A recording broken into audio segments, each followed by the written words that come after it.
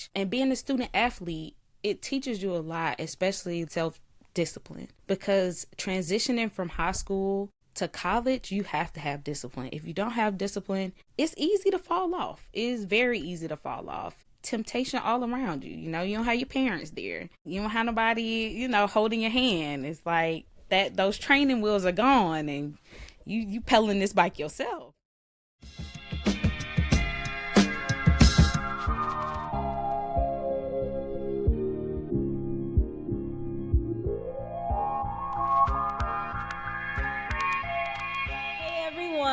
This is Students of the Game, where we sit down and talk to current and former student athletes. Today, we are sitting down and talking to Arielle. I'm Arielle. I played softball, my first love. And through some convincing from Coach White, I actually played a little bit of soccer as well in high school. I started off playing t-ball at the age of 5. So softball is my first love. So transitioning from middle school to high school, it was like, all right, I want to go here, play the sport and be the best at it. So you transitioned from middle school, you entered in high school, you were playing softball. Did you have any intentions on going to college to play softball?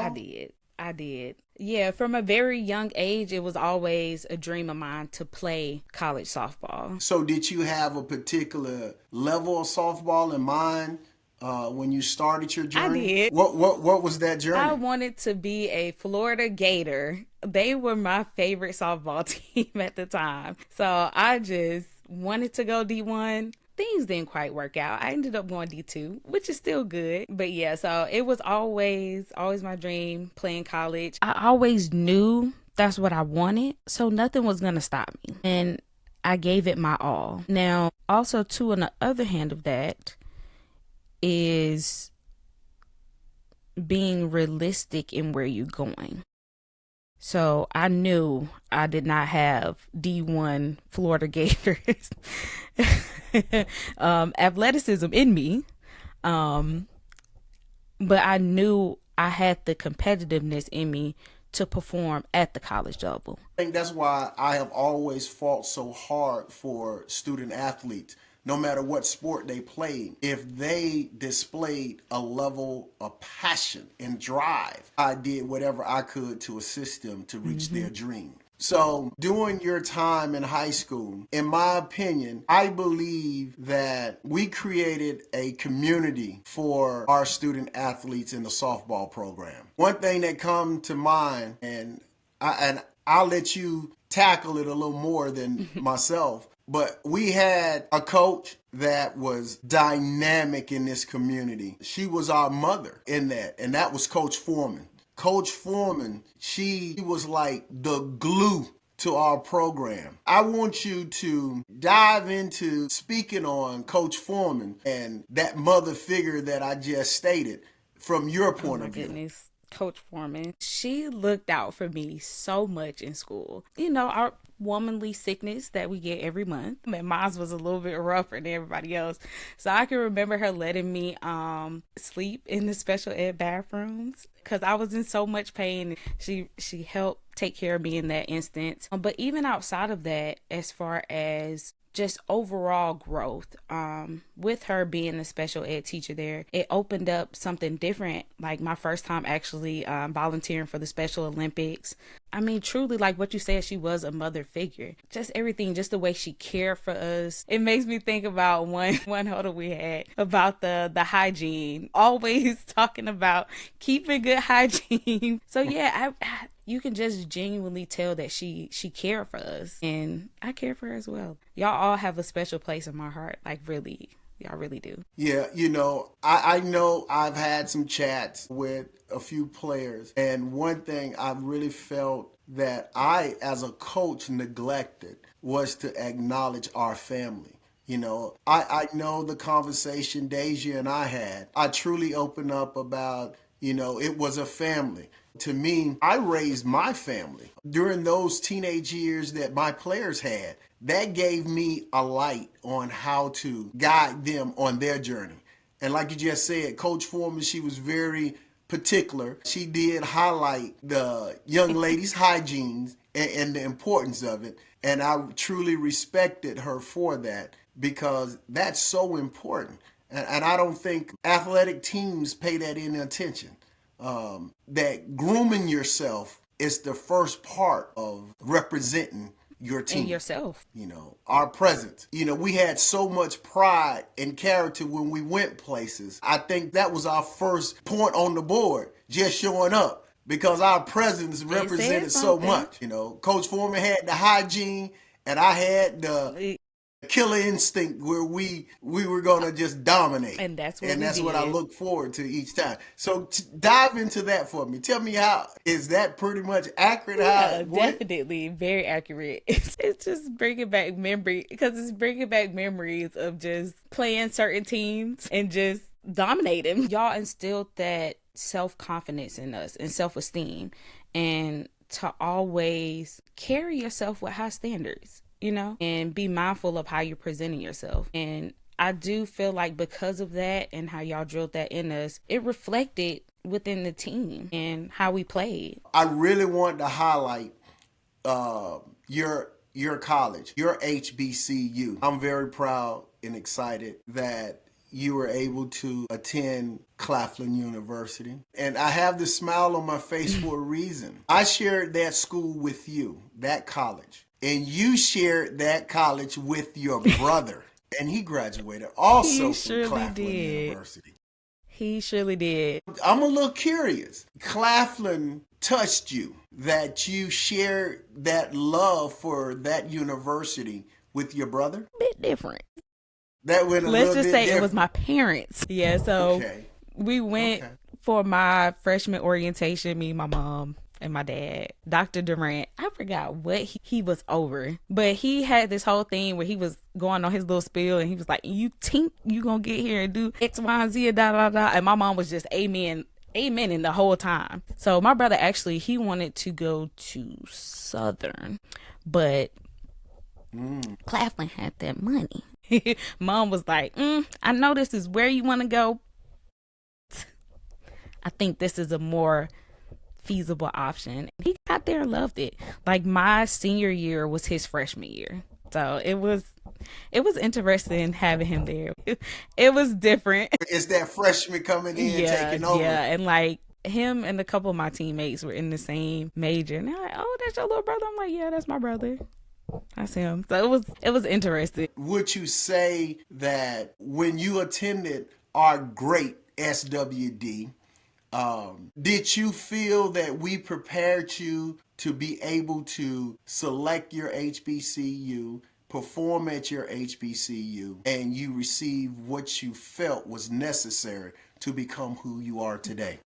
If it wasn't for you, I would not have attended the school that I went to, which was Claflin University, which is an HBCU in Orangeburg, South Carolina. It's coming back because I just remember in your office and you being like, hey, I got this school I want y'all to check out. I ain't never heard of this school before. But get there, go on a visit, try out for the team, meet the players there. And it was like, I love this. Like, this is where I'm going. So yeah, definitely y'all instilled a lot in us, even in school, academic wise, just the structure, and to have that transition on to college. And being a student athlete, it teaches you a lot, especially self-discipline, because transitioning from high school to college, you have to have discipline. If you don't have discipline, it's easy to fall off. It is very easy to fall off. Temptation all around you. You don't have your parents there. You don't have nobody, holding your hand. It's like that those training wheels are gone and you pedaling this bike yourself. So I definitely believe y'all built that foundation for me to be able to transition from being a high school athlete to a college athlete, student athlete, for sure. I want to dive in a little bit into what tryouts for college look like. It was intimidating because y'all all are competing to get on this team. And it's not guaranteed that everyone is going to make the team and actually be able to get offered either a full ride or a partial scholarship. The tryouts was like a showcase, I would say, because you're there, they give you your number, and you're just going through drills. So it's kind of like practice, but more pressure on the practice. So it was intense, but I knew that I was fighting for a spot on the team. So even though there was pressure, it comes to confidence. and not to sound big-headed, but it's like I want this so much that I'm converting the pressure into motivation. Okay. So, Area, I want to stay there. You had that drive, but did you ever get frustrated where say, I'm trying and I have other teammates that are more competitive than I am? Should I give up? No, don't give up. Even though I made it to that point, I wasn't a starter on my team. I've started a few games, but it wasn't like I was starting every game. So there were some frustrations, and it kind of makes me think about Love and Basketball and that scene when Monica just got to the school and like, ain't no freshman gonna take my spot. I kind of had like a bit of that situation. And then as you keep going, it's like, oh, then the new freshman, and you like, oh, they coming in with that. So I would say take it as motivation, of seeing the competitiveness, because like we were teammates, and the person that started over me, seeing her and her drive and seeing how she got there pushed me to go harder in practice and to want to be like, okay, look, we can both, interchange this thing out now, sometimes. But I think in anything, you are probably going to face some type of trials and tribulations, but it's just all in how you handle those obstacles. Are you going to let those trials get you down, or are you going to use them as motivation? And I use them as motivation. I know for a fact that you did not play softball at a competitive level in high school. Every student athlete today believes the only way they can make it to the collegiate level is to play travel ball. I didn't play travel ball that much. I might have played a year or two of travel ball, but outside of that, everything was rec in high school. Now I would say it's all in how you market yourself. So going to showcases, going to those different collegiate showcases, like if you find a college coming to your town or a few different colleges and they're putting on this showcase, go put yourself out there. I mean, you just never know what school might be looking for you to fill that position. It's other routes to get into college, and I'm living testimony of that. Living proof. So yeah. You're living proof of you don't need an NIL deal. You're living proof that you don't need travel ball. There are multiple routes. I feel like being genuine and having it in your heart and really knowing what you want to do, it'll show. Like, are you just at this school because they're paying you and you're just hopping around? Or did you get to this school, you fell in love with the program, you fell in love with the environment and the atmosphere, and you're like, hey, this is the school that I want to play for and represent for the next 4 years or however many years you're going to be there. So no injuries in college? Yes, I did. It was our crossover tournament. So at that time, Claflin was a part of the SIAC. So we had the crossover tournament, and I can remember it because I was coming from second base, going to third, and I was being waved to come, but then it was like a hesitation, but I kept coming, and I hit third base wrong, and all I heard was a pop, and I went down. So from my ankle to my toes, everything was swollen. Oddly enough, I did not get any type of imaging done, so I don't know exactly what happened. I was just told by our trainer it was a high ankle sprain, and I did have to do rehab, and I was on crutches for a little minute. That was the worst. It was the worst. But that was the only serious injury that I got while I was in college. And it's not troubling you in today, adulthood? I can't squat that far down. Like, no, really, I can't, because of the ankle, I can't squat that far. So I try to squat in the gym, but I can't sit down like I be trying to. But that's the only thing, but no like residual pain or anything like that.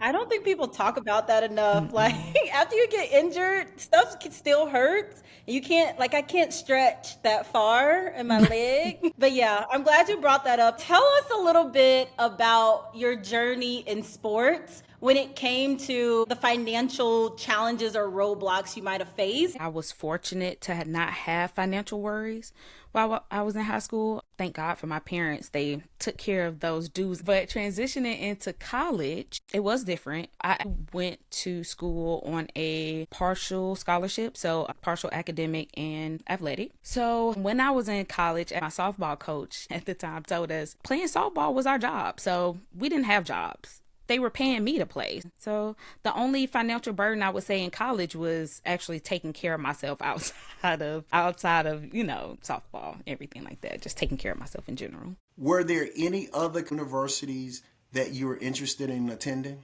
Besides the University of Florida, I just knew I wanted to get out of the state of Georgia. I did not want to go to school in Georgia.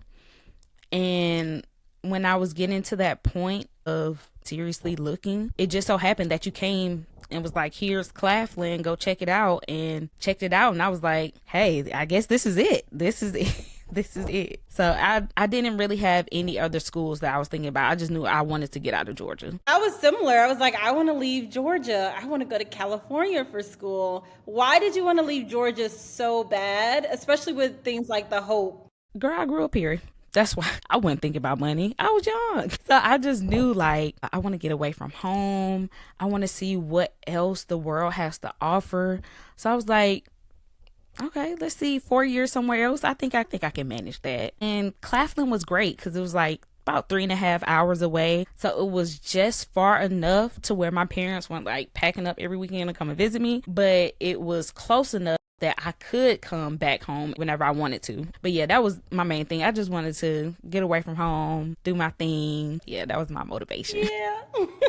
Like, I'll come back. Yeah, I'm with you. Well, I always love to learn how people grow during their time away from home because I stayed in the state, so it's a little bit different. I could go home back and forth whenever I wanted to. But do you have an experience that helped you grow a little bit more, especially being away from home, being away from your parents? And it could be one where you were on the field or with your team, or one that was personal away from the field. Honestly, I would say all of it. All of it helped me grow.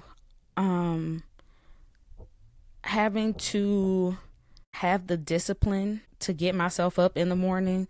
I don't know why I had the bright idea of like, yeah, I'm gonna have 8 a.m. classes. Anyone listening that's going to college, don't do it. I understand high school starts at 8 o'clock, but I'm telling you that 8 o'clock in college is totally different.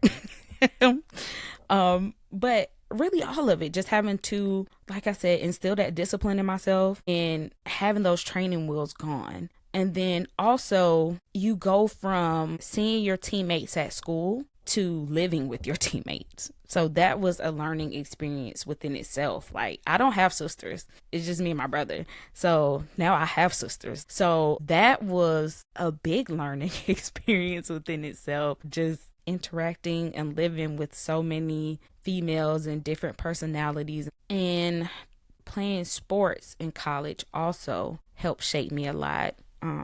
Because it was my job. It taught me about sacrifice and knowing that you have a job to do. So you can't, as much as you want to go to this party and stay out all night, but you know you got a game tomorrow, or you have 4 a.m. practices in the morning. So you might not want to do that, you know? So all of it together was just a big learning experience and really shaped me into the woman that I am now and continuing to grow into. Excellent, excellent. So, Arielle, you have your degree in what? I have a bachelor's of arts in mass communications, and I minored in business administration, and my concentration was in digital media. And currently you're doing what now? I work for the VA, Veterans Affairs. I am a lead advanced medical support assistant in our clinical contact center. When you call your doctor's office, that's us, frontline people. I want to learn a little bit more because a lot of people think when you major in something in college, you automatically have to do that thing after you leave college. What would you say to that? I also majored in like mass media, and I don't really use it in the capacity that I went to school for. So yeah, talk a little bit about your experience with moving away from your degree a little bit. Yeah, so I'm pausing because there was a bit of a situation my senior year. I feel like, and I don't know what could have been in store for me, but I feel like if this situation didn't happen, I probably would be working in my field because I did the camera operation for our volleyball and basketball games. And so something happened where I couldn't continue on. So after I graduated, I did try to look for things within my field, but life presents itself in different ways and certain doors open. So I had a door at the VA to open for me, and I stepped into it. Now, like Deja, I'm getting back to my field. I've started voice acting classes and doing voiceovers. I would say don't let it discourage you not using your degree. You know, it's a lot of people out there that have degrees that don't use them. But yes, life just lifed. That's why I'll say life, and you take it as it comes. Well, Arielle, I'm gonna share this with you. Just know your mannerism, your self-pride and discipline and respect for others, the sky was the limit for you. And I know myself, as well as Coach Foreman, we valued every player that came through our program. Whether you know it or not, Coach Foreman and I, we had this conversation just recently. We could have seen you in education working with students with disabilities because of your mannerism and your love and passion for detail. So we never know what's on our journey. We really don't. But as we travel that journey, things enlighten us of what we should be doing. Again, discipline, dedication, and commitment, that's you. Thank you. And you did come back to serve with us doing mass comm work, doing high school communication. Taking pictures. And it was a blessing just to have a familiar face in the place to do good deeds for young athletes. So again, I am just so thankful that we were a part of your journey. We, Coach Foreman and I, and Mr. Freeman, because without Mr. Freeman, we wouldn't have had any video. Yeah. So all of us played a vital part on this journey. So thank you. Thank you for allowing us to be on your journey. I have to say thank you to you, like Coach White. If it wasn't for you,